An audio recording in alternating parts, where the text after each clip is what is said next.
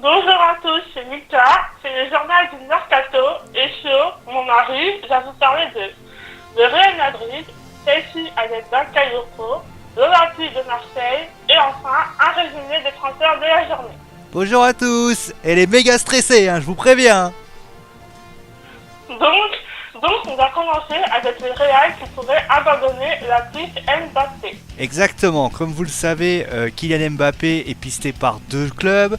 D'un côté, vous avez le Real Madrid et de l'autre côté, vous avez le Paris Saint-Germain. Et c'est là que le bas blesse, puisque le Paris Saint-Germain a décidé d'offrir des offres incroyables, que ça soit salarial. On parle même d'une offre pour le joueur de 140, voire 150 millions d'euros.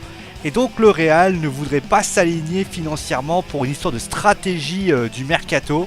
Et donc il pourrait décider d'abandonner cette piste pour éviter certaines choses. Maintenant, vous le savez, la piste du mercato ne s'arrête jamais. Et peut-être que si jamais Alvaro Morata, joueur qui est pisté par Chelsea pour la somme de 80 millions d'euros, peut-être qu'avec ses finances, le Real Madrid pourrait revenir à la charge et ainsi voir les choses évoluer dans cette fameuse piste. Place à Chelsea qui pourrait se faire citer Bakayoko. Exactement, le joueur de l'AS Monaco qui pourrait quitter, non pas pour Chelsea, mais pour Manchester United. Après l'épisode Romelu Lukaku qui devait partir du côté de Chelsea, Manchester United pourrait faire un deuxième épisode avec la somme de 40 millions d'euros. On ne sait pas d'ailleurs, bien sûr, si les choses sont ainsi, mais en tout cas, on vous tient au courant et on vous dira si les choses évoluent. On passe maintenant à l'Olympique de Marseille qui est sur deux pistes. L'Olympique de Marseille qui sont sur deux pistes. La piste tout d'abord, que j'ai oublié, la piste Moussa Dembélé. Et oui, le joueur, l'attaquant du Celtic Glasgow, impressionnant cette saison, est la priorité de l'Olympique de Marseille. Alors bien sûr, le clan de Moussa Dembélé a fortement démenti un possible départ du club écossais.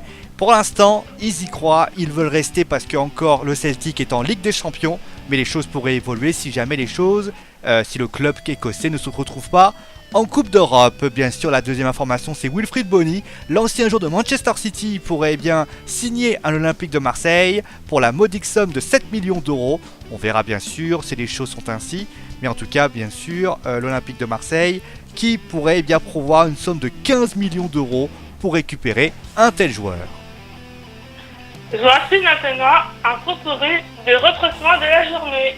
Et donc on va commencer avec déjà le Stade Rennais. Le Stade Rennais qui a récupéré un joueur, il est espagnol, il s'appelle Brandon Thomas Llamas, il a 22 ans, il jouait à Majorque en D2 espagnol.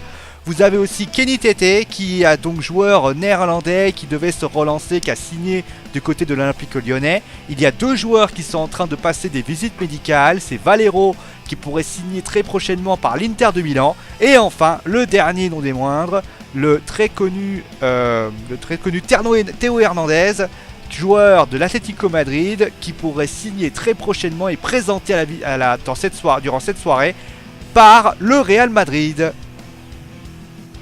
Donc voilà, c'est la fin du journal du Mercato, j'espère que ça vous a plu. En tout cas, merci à vous tous d'avoir suivi l'émission, on vous fait des gros bisous. Et Mika, je te laisse le mot de la fin, vas-y, dis ce que t'as envie de dire. Au revoir. Allez, bonne soirée tout le monde et ciao.